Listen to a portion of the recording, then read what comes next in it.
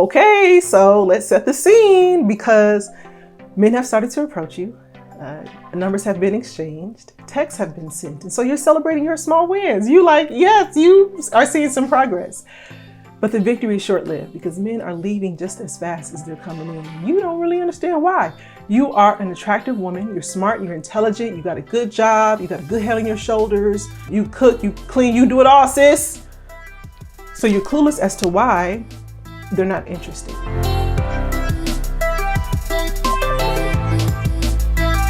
If you're new here, I'm Monique Head, pioneer on the topic of femininity for Black women on YouTube, founder of Feminine Influence Finishing School, and I specialize in helping women who have been through some really tough stuff.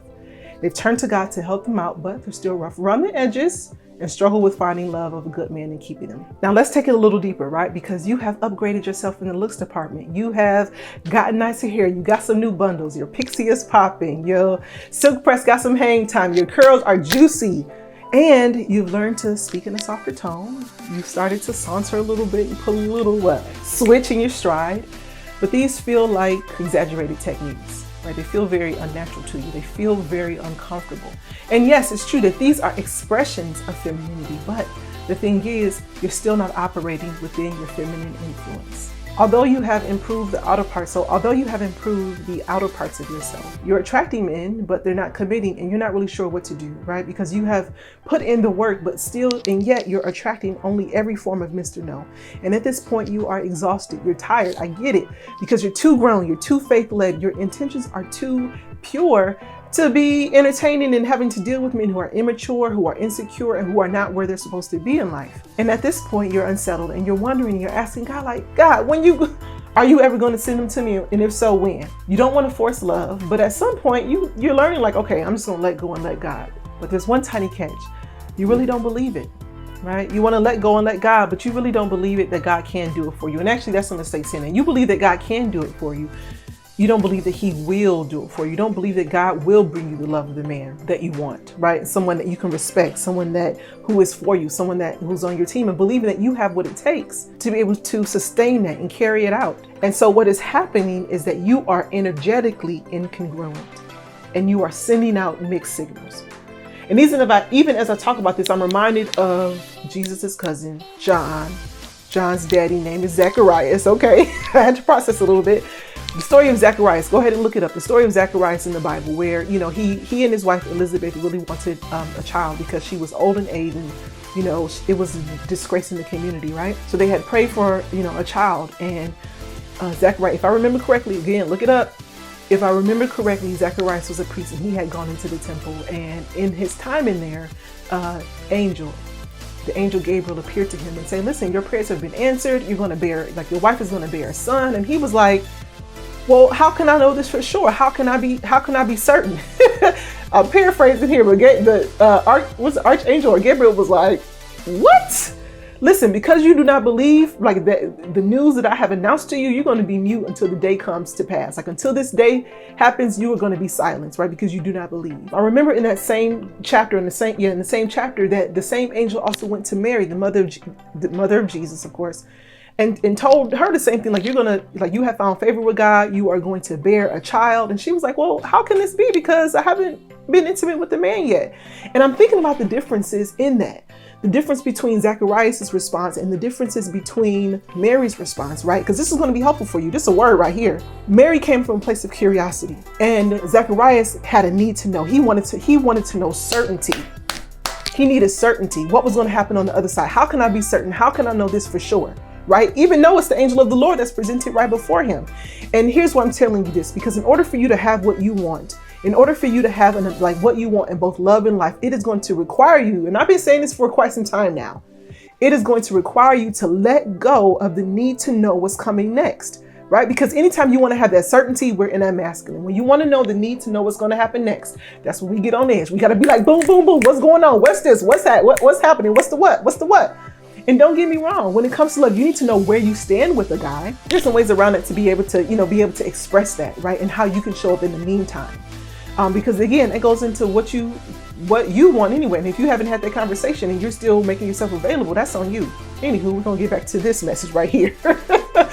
So what was I saying? Having that need to know. So coming from this place, there's a difference between I know versus I'm curious. I wonder about something. How can this be? Because biologically it's not possible. Because just because I have, she hadn't been intimate with the man, and though, the angel told her, like, this is gonna be the Spirit of the Lord is gonna come upon you, da da da da da.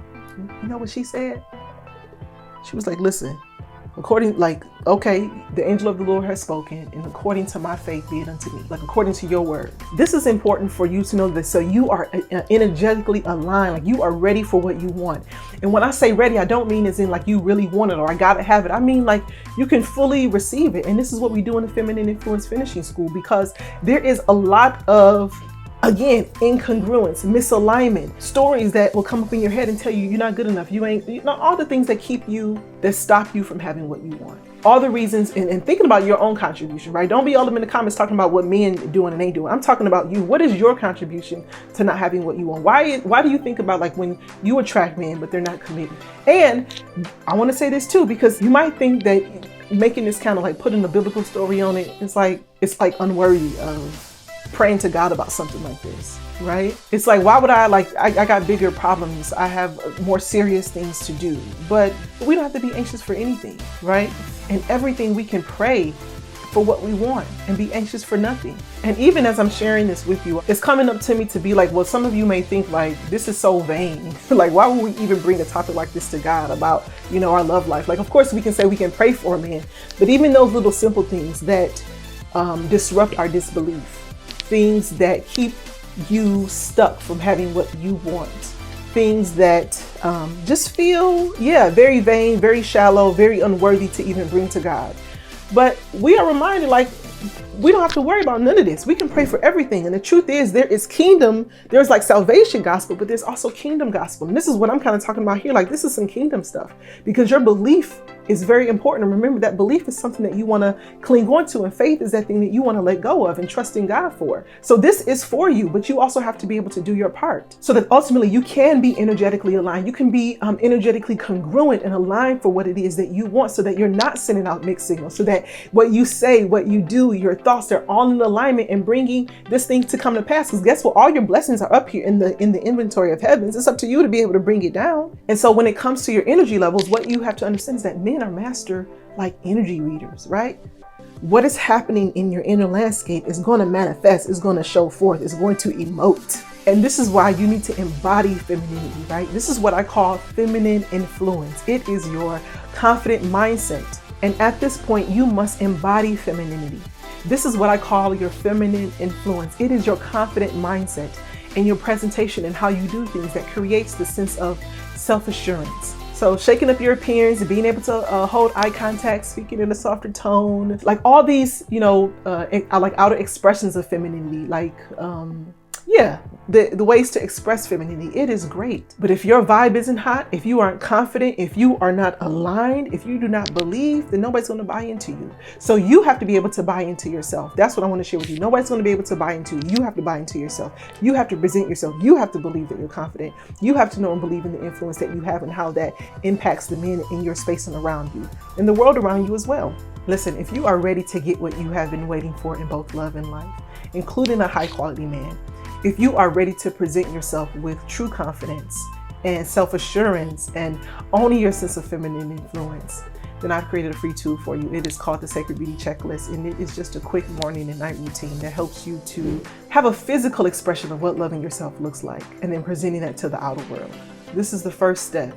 Like, tapping into your sacred beauty is the first step to your true confidence. And it's from having confidence that you become the woman that the man of your dreams wants to be seen with, known by, and married to. All right.